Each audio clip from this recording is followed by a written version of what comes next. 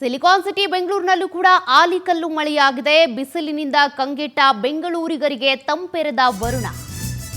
ರೇವಾ ವಿವಿ ಕ್ಯಾಂಪಸ್ನಲ್ಲಿ ರಾಶಿ ರಾಶಿ ಆಲಿಕಲ್ಲು. ಸಿಲಿಕಾನ್ ಸಿಟಿ ಬೆಂಗಳೂರಿನಲ್ಲೂ ಕೂಡ ವರುಣ ತಂಪೆರೆದಿದ್ದಾನೆ.